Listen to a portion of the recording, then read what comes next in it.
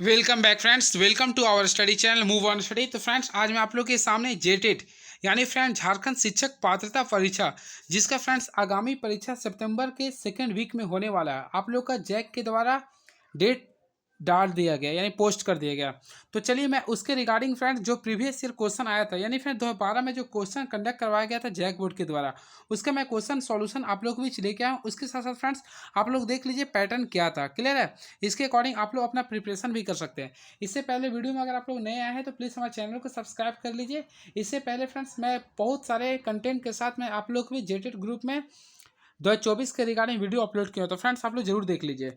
तो फ्रेंड्स आप लोग ऑलरेडी पता होगा हिंदी आता था पहले, इंग्लिश भी आता था, तो मैं हिंदी और इंग्लिश को भी स्किप कर रहा हूँ। सिंपल वे में मैं स्टार्ट करूँ बाल विकास एवं शिक्षण शास्त्र से। तो चलिए बाल विकास और शिक्षण शास्त्र का आप लोग क्वेश्चन देख लीजिए किस टाइप्स का पूछा गया था, जो आप लोग के लिए इस साल भी फ्रूटफुल होगा।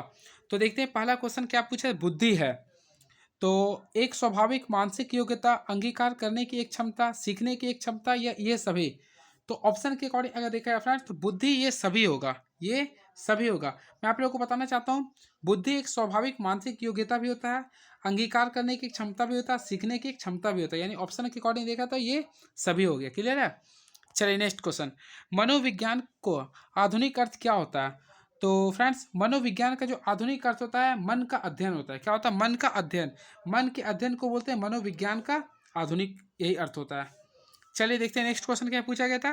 प्रभावी शिक्षण के लिए कार्यक्रम को व्यवस्थित करने का अंतिम कदम क्या है। तो प्रभावी शिक्षण के लिए कार्यक्रम को व्यवस्थित करने का अंतिम जो कदम होता है फ्रेंड्स, उसे हम लोग बोलते हैं, सीडीपी में आप लोग पढ़े होंगे, इसे बोलते हैं मूल्यांकन। क्या बोलते हैं फ्रेंड्स? मूल्यांकन। डिसलेक्सिया है किस प्रकार का। तो ऑप्शन के अकॉर्डिंग देखा है तो डिसलेक्सिया बोल रहा। तो फ्रेंड डिसलेक्सिया जो होता है, देखिए डिसलेक्सिया तो इसका अर्थ होता है मानसिक अवरोधक होता है। क्या होता है ये? मानसिक अवरोधक को हम लोग बोलते हैं डिसलेक्सिया।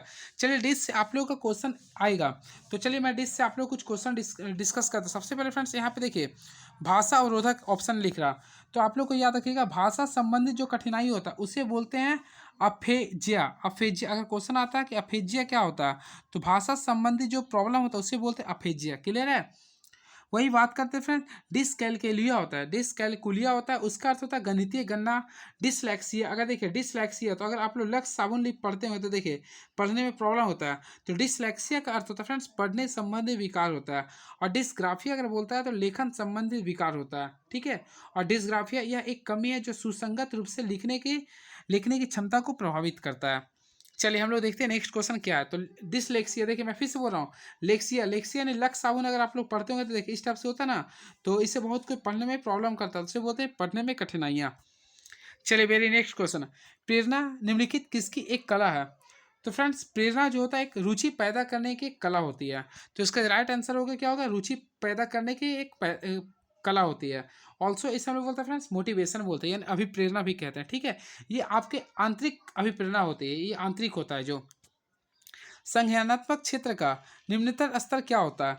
तो संज्ञानात्मक क्षेत्र का निम्नतम जो स्तर होता है फ्रेंड उसे हम लोग कहते हैं ज्ञान। क्या कहते हैं? ज्ञान कहते हैं। आई होप आप लोग पढ़े होंगे इस चीज़ को, ज्ञान।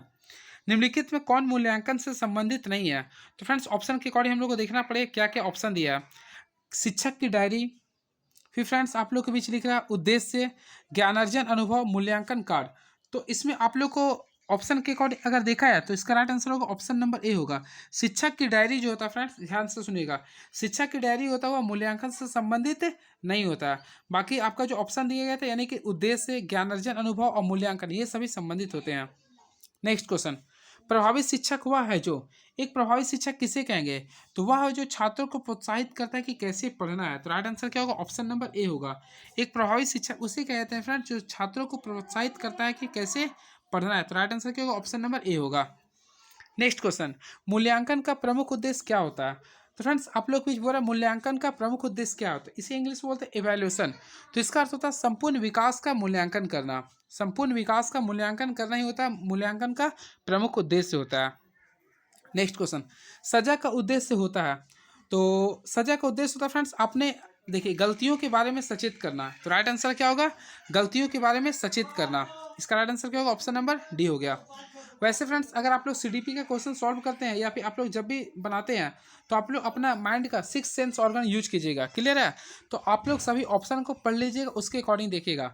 तो और देखिए ऑप्शन क्या लिखा था पहला, संपूर्ण विकास का मूल्यांकन करना, छात्रों को यातना देना, छात्रों को असफल कराना या गलतियों के बारे में सचेत करना।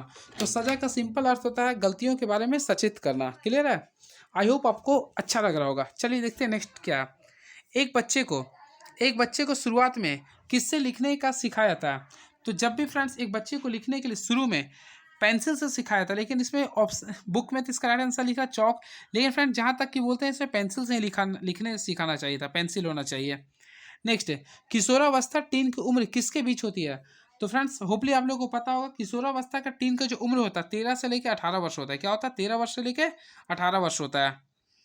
तस्वीरें उपयोगी होती है पढ़ने में।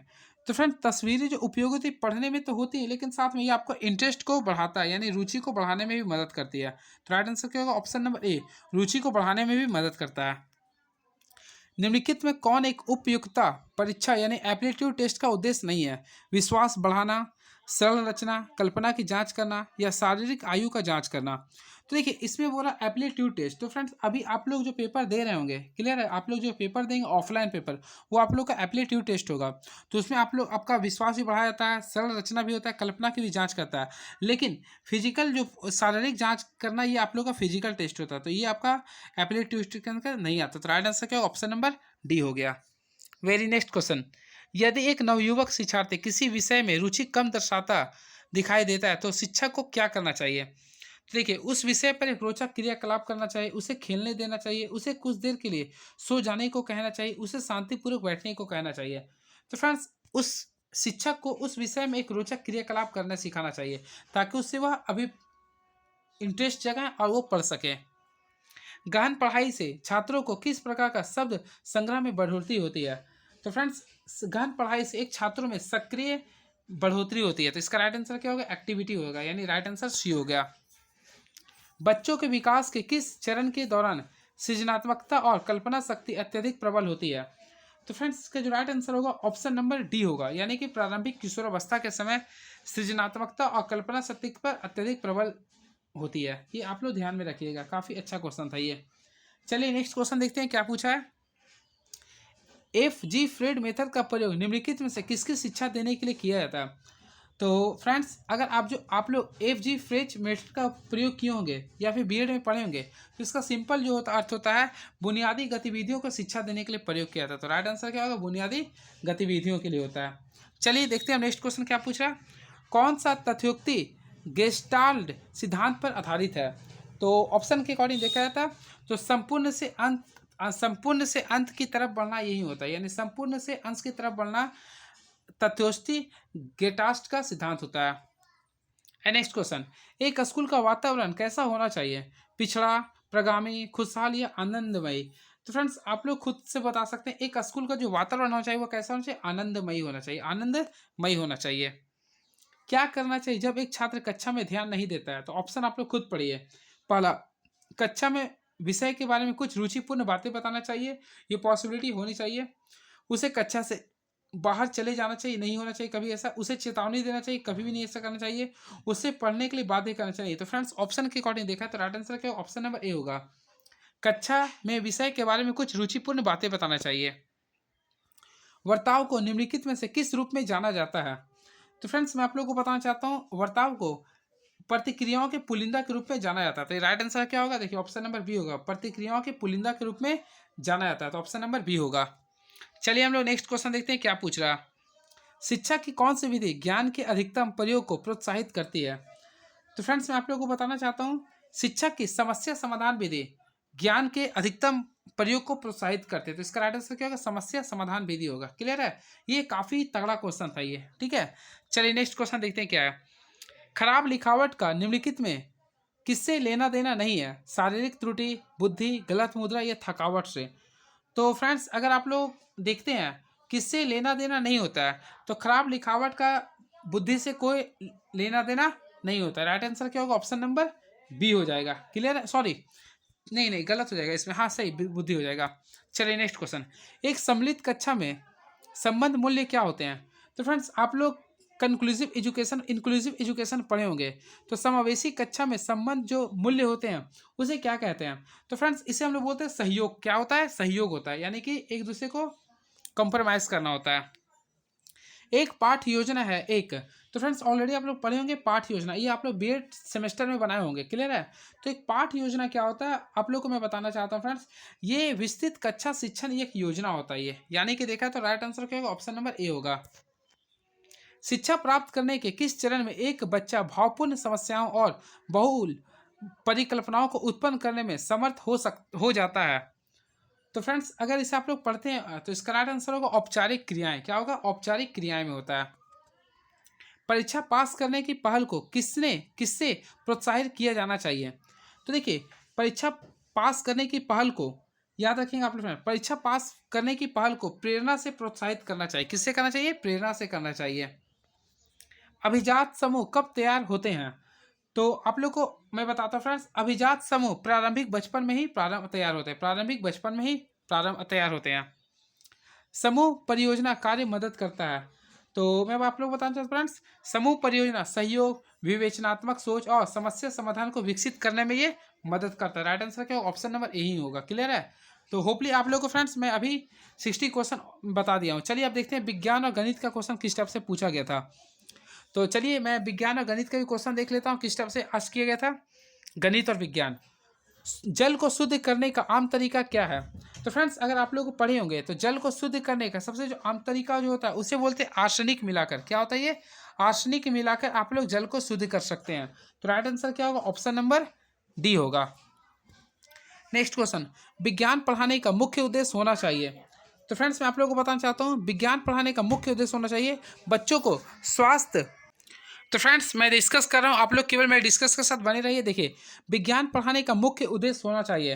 तो फ्रेंड्स होपली आप लोग विज्ञान के शिक्षक बनने वाले हैं, तो आप लोग का मेन उद्देश्य क्या होता चाहिए? देखिए क्या लिख रहा, बच्चों को स्वतंत्र शिक्षा ग्रहण करने के लिए मदद करनी चाहिए। तो राइट आंसर क्या होगा? देखिए आप लोग ऑप्शन सभी पढ़ लीजिएगा। पहला क्या लिख रहा, बच्चों को स्वतंत्र शिक्षा ग्रहण करने में मदद करनी चाहिए।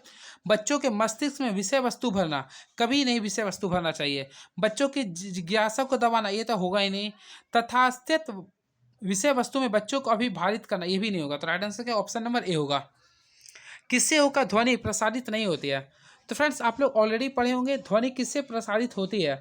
तो ये जो होती है प्रसारित ठोस द्रव गैस से होता है, लेकिन ये निर्वात से नहीं होता। तो निर्वात यानी शून्य से नहीं होती है, क्लियर है। पौधे में पोषण जो अपना भोजन स्वयं बनाते हैं क्या कहलाते हैं? तो फ्रेंड्स पौधे में पोषण जो अपना खुद स्वयं बनाते हैं उसे बोलते हैं ऑटोट्रॉफिक। क्या बोलते हैं? ऑटोट्रॉफिक, यानी कि स्वयं पोषी। मनुष्य द्वारा किसके दूध का प्रयोग नहीं किया जाता है? तो क्वेश्चन काफी तगड़ा फ्रेंड्स, आप लोग सुनिए। मनुष्य द्वारा किसके दूध का प्रयोग नहीं किया जाता? तो ऑप्शन पढ़िए, हाथी, गाय, बकरी, ऊंट। तो ऑप्शन के अकॉर्डिंग अगर देखा जाए तो फ्रेंड्स तो आप लोग हाथी का दूध का प्रयोग नहीं करते होंगे। तो राइट आंसर क्या होगा? हाथी। विज्ञान शिक्षण में उस शिक्षा शास्त्र का पालन होना चाहिए जो, तो चलिए मैं पढ़ता हूँ, छात्रों को मस्तिष्क को अचेत करना नहीं, छात्रों को मस्तिष्क को अचेत करने का होना ही नहीं चाहिए। सुलभ और पूछताछ आधारित होना चाहिए, पॉसिबिलिटी हो सकता है ये। रटा रटाया ज्ञानार्जन पर फोकस करना चाहिए, ये नहीं होना चाहिए। रूटीन युक्त और निष्प्रय, देखिए निष्प्रय होना ही नहीं चाहिए कभी। तो राइट आंसर क्या? ऑप्शन नंबर बी होगा। कुछ विशिष्ट लक्षणों या कुछ खास आदतों की उपस्थिति जो एक पौधे या प्राणी को अपने परिवेश में रहने को समर्थ बनाता है क्या कहलाता है? तो देखिए आप लोगों को समझना पड़ेगा, कुछ विशिष्ट लक्षणों या कुछ खास आदतों की उपस्थिति जो एक पौधे या प्राणी को अपने परिवेश में रहने को समर्थ कहलाता है उसे बोलते हैं अनुकूलन। क्या बोलते हैं फ्रेंड्स? अनुकूलन कहते हैं। तो right answer option number B होगा। वन किन एक का स्रोत है? तो चलिए वन के बारे में बताता हूँ। तो वन किन एक का स्रोत है? तो चलिए मैं ऑप्शन देखता हूँ क्या लिख रहा, इमारती लकड़ी और औषधि पौधे, सही है। जानवर और मछली, तो फ्रेंड जानवर का तो होगा नहीं इसमें, मछली होगा नहीं। ऑक्सीजन, कार्बन डाइऑक्साइड, रसायन, तो ऑप्शन के अकॉर्डिंग देखा तो वन होगा। चलिए नेक्स्ट क्वेश्चन देखते हैं क्या है। एक उत्तम रूप से तैयार किया गया विज्ञान सिलेबस एक छात्र में निम्नलिखित किससे संबंधित प्रक्रियाओं और कौशल को विकसित करेगा?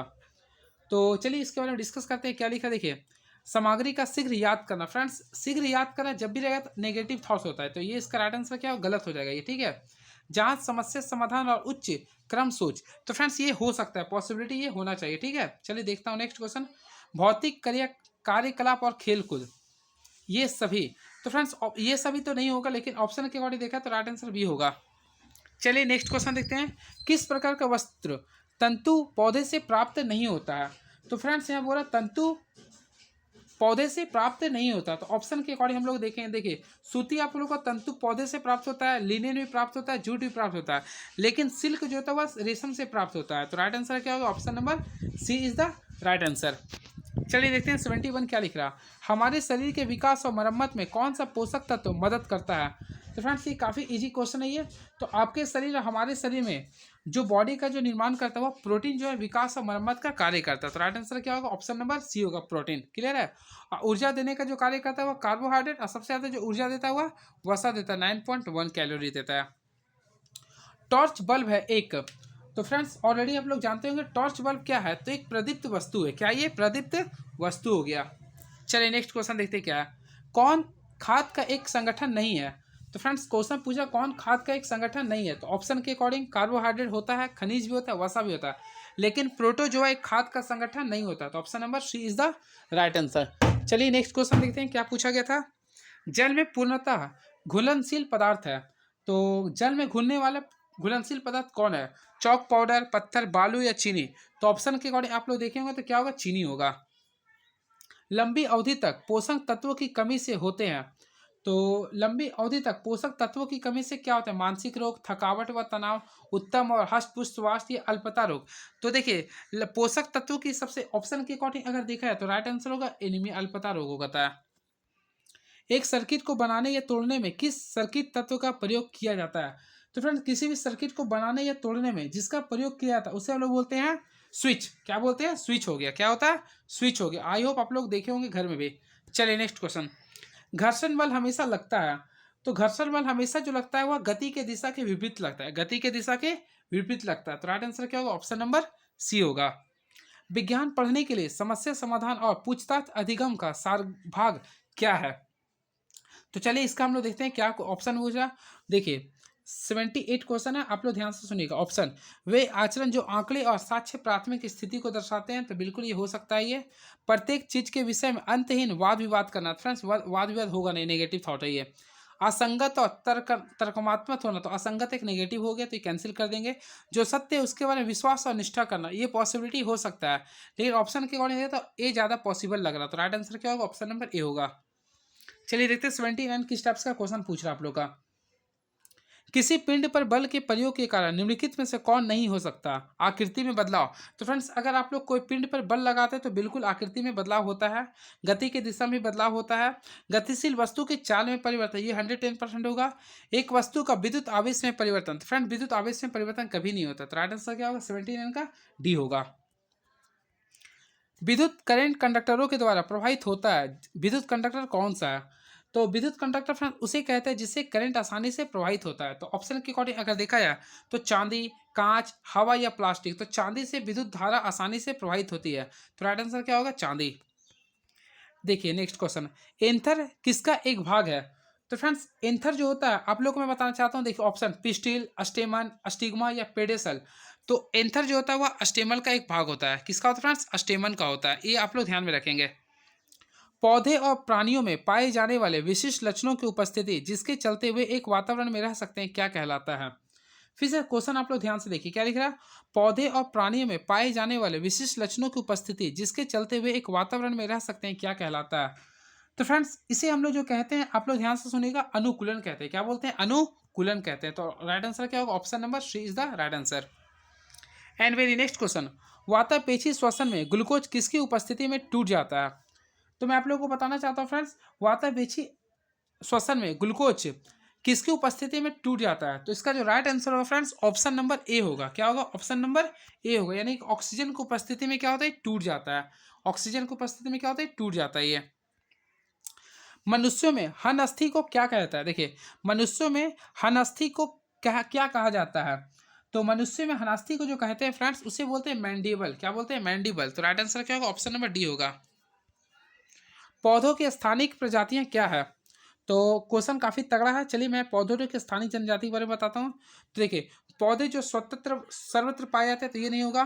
पौधे जो केवल विशेष क्षेत्र में पाए जाते हैं उसे बोलते हैं फ्रेंड्स स्थानिक प्रजातियां। ठीक है। चलिए नेक्स्ट क्वेश्चन, कौन वायु का एक प्रमुख प्रदूषक है? कौन वायु का एक प्रमुख प्रदूषक है? Option, helium, carbon monoxide. तो मैं आप लोग को बताना चाहता हूँ फ्रेंड्स, कार्बन मोनोऑक्साइड एक आप लोग का प्रदूषक होता है, ठीक है। चलिए नेक्स्ट क्वेश्चन देखते हैं क्या लिख रही है। एक पदार्थ जिसके द्वारा हम स्पष्ट देख सकते हैं क्या कहलाता है? तो ऐसे पदार्थ जिसके द्वारा हम लोग स्पष्ट देख सकते हैं, आप लोग जानते हैं इसे बोलते हैं पारदर्शी। क्या बोलते हैं? पारदर्शी। जब कार्बन डाइऑक्साइड और कुछ अन्य गैस वायुमंडल में विद्यमान रहते हैं और वे ऊष्मा को बाहर निकलने नहीं देते हैं, जिसके फलस्वरूप पृथ्वी की सतह गर्म हो जाती है, इसे क्या बोलते हैं? तो सिंपल में फ्रेंड्स आप लोग जानते हैं इसे बोलते हैं ग्लोबल वार्मिंग बोलते हैं। क्या बोलते हैं? ग्लोबल वार्मिंग बोलते हैं। तो राइट आंसर क्या होगा? ऑप्शन नंबर डी हो गया। क्लियर है? आई होप आप लोग को ये इजी सेट लग रहा होगा। चलिए नेक्स्ट क्वेश्चन देखते हैं क्या लिखते हैं। भोज्य मूल कौन है? तो यहाँ पे पूछ रहा फ्रेंड्स, भोज्य मूल कौन है? मूली, गाजर, आदि, अदरक, आलू, अदरक, टमाटर, बैगन या पुदीना, पालक? तो मूली गाजर जो होगा वह भोज्य मूल है। एक कंपास में चुंबकीय सुई हमेशा किस दिशा में इंगित करती है? तो फ्रेंड्स ये फिजिक्स का क्वेश्चन है। और एक आप लोगों को पता है, एक कंपास में चुंबकीय सुई हमेशा जो इंगित करते हैं वह दक्षिण दिशा में इंगित करता है, ठीक है, दक्षिण दिशा में। तो राइट आंसर क्या? ऑप्शन नंबर सी होगा। क्लियर है?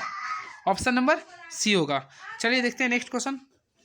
अब फ्रेंड्स मैथमेटिक्स का क्वेश्चन आप लोग केवल देख लीजिए, मैं कुछ जो इजी को मैं डिस्कस केवल अभी कर दूंगा। चलिए मैं डिस्कस कर देता हूँ। केवल देखिए, आप लोग का जो क्वेश्चन लिख रहा है फ्रेंड्स, आप लोग केवल देख लीजिए किस टाइप से पूछा गया था, क्योंकि इसे सॉल्यूशन करना पड़ेगा। और आप लोग देख लीजिए इजी क्वेश्चन ही पूछ रहा है जहाँ तक कि लिख रहा है ये। देख लीजिए आप लोगों को किस टाइप से साइंस का मैथ्स का क्वेश्चन पूछा गया था। दैनिक जीवन में हम किस संख्या प्रणाली का प्रयोग करते हैं? तो ये तो सबसे इजी क्वेश्चन हो गया। तो दैनिक जीवन में किस संख्या प्रणाली का यूज करते हैं? दशमलव प्रणाली का यूज करते हैं। बाइनरी संख्या 111 दशमलव प्रणाली में क्या दर्शाएगा? तो 101 है। तो इसे हम लोग देखिए आप लोग को इसको शो करना है। देखिए मैं लिखता हूँ, देखिए इसको मैं आप लोग को बता ही देता हूँ। 4 है नहीं है, तो देखिए इसके पे आप लोग 1 लिख दीजिए। सेकंड में आपका 2 होता है, फिर थर्ड में आप लोग का 4 होता है, इसमें होता है 8 होता है। अब आप लोग को जोड़ दिए, 8 4 12 2 14 और एक कितना आ गया? 15। तो राइट आंसर 15 ऑप्शन में। तो बिल्कुल 15 हो गया। काफ़ी इजी क्वेश्चन था ये। फिर बोला ना, किस संख्या में 7 जोड़ने पर वह 11 से विभाज्य होता है? तो ऑप्शन काफ़ी इजी है ये। तो किस संख्या में 7 को जोड़ने पर 11 से विभाजित होता है? तो ऑप्शन अगर आप लोग देखते हैं तो फ्रेंड्स, अगर आप लोग 206 में 7 जोड़िए, देखिए 206 में से आप लोग क्या कीजिए? 7 जोड़ दीजिए। कितना आ गया? 213 आ गया, ठीक है। अब इसमें आप लोग क्या कीजिए ना, इसको आप लोग अगर 11 से डिवाइड कीजिए तो डिवाइड हो जाएगा। तो राइट आंसर क्या होगा? 206 हो जाएगा। तो ये इस टाइप का क्वेश्चन है जो काफ़ी इजी क्वेश्चन, जहाँ तक कि लग रहा है आप लोग सिंपल वे में देख के ही बना सकते हैं। तो देख लीजिए पैटर्न क्या था। देखिए a minus B into A plus B, तो क्या होगा? 5 माइनस 3 कर दी, यानी कितना आ गया? 2 आंसर आ गया। तो जहाँ तक देख रहे हैं काफ़ी इजी क्वेश्चन ही लिख रहा है। ये बराबर है, एक वृत्त का व्यास जीवा होता है। तो एक वृत्त का व्यास सबसे बड़ी जीवा होता है, ठीक है, ये भी आप लोग ध्यान में रखिएगा। एक वृत्त का व्यास जो होता है वह सबसे बड़ी जीवा होती है, ठीक है। और यहाँ पे ऐसा ही निकालना था, इन्हें PRT बटा 100 कर सकते थे। टाइम एंड वर्क का भी क्वेश्चन इजी क्वेश्चन ही लग रहा है जहाँ तक कि दिख रहा है ये। तो देख लीजिए किस टाइप का क्वेश्चन था। फिर इसका मान निकालना था, तो 2 पर पावर 7 हो जाएगा। सिंपल वन में 7 5 12 हो गया, यानी इसका राइट आंसर 2 पर पावर 12 होगा जाए 113 का हो जाएगा। फिर फ्रेंड्स ये क्वेश्चन में मिस्टेक है, x बराबर 3 रखना है। तो देखिए फिर जोड़ना है तो कर सकते हैं। एक समूह, देखिए एक डाटा समूह के लिए निरूपक मान को सम्मिलित करने का सबसे आसान तरीका क्या होता है? तो सभी मानों का योग कर दीजिए, यानी सिंपल वे में इसका सभी मानों का योग कर दीजिए। देख लीजिए किस टाइप्स का क्वेश्चन पूछा था, काफ़ी इजी ही लग रहा मुझे। एक आयत का क्षेत्रफल 196 वर्ग सेंटीमीटर स्क्वायर है, तो इसकी लंबाई 14 सेंटीमीटर, तो इसकी चौड़ाई क्या होगा? सिंपल वे में क्या कीजिए, 196 यहाँ पे दिया हुआ है, 14। आप इसको मान लीजिए कि चौड़ाई कितना x है, तो 14 को आप कितना से गुना के 196 आएगा? तो सिंपल वे में 14 से ही गुना कीजिए ना। 14 को कितना से गुना कीजिएगा फ्रेंड्स कि 196 आएगा। तो आप लोग सिंपल वे में 14 को गुना क्या लिखा था? क्षेत्रफल है, लंबाई इतना है, तो चौड़ाई भी तो 14 ही होगा ना। 14 चौक 96 होगा, 14 चौक ये तो 14 ही होगा, क्योंकि ऑप्शन गलत है इसमें। देख लीजिए काफ़ी इजी क्वेश्चन पूछा था ये, लाभ वगैरह वाला। ए एक काम को 6 दिनों में कर सकता है, बी 15 दिनों में कर सकता है, सी बी 10 दिनों में कर सकता है, सी 15 दिनों में कर सकते में एक साथ पूरा कर सकते हैं, और 300 रुपये कमाते हैं 2 दिनों के लिए, उसकी मजदूरी का कुल योग क्या है? तो फ्रेंड इससे अगर आप लोग सॉल्व कीजिएगा तो आंसर डी आ जाएगा, यानी 200 रुपये आएगा, ठीक है। तो चलिए आप लोग के बीच मैं क्वेश्चन दिखा दिया हूँ किस टाइप से पूछा गया था। तो आप लोग तैयारी कीजिए, मैं आप लोग के साथ बना हुआ। चलिए थैंक यू सो मच।